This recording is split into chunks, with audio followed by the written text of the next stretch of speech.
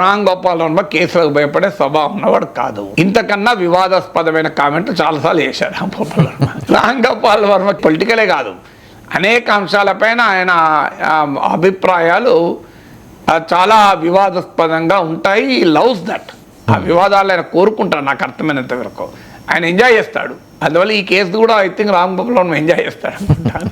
Ram Gopal Varma భయపడతారా, Ram Gopal Varma arrest చేస్తారా, ఈ కేసుతో ఏమవుతుంది? ఇది ఇప్పుడు ఈ కేసులు అల్టిమేట్గా ఏమవుతుంది?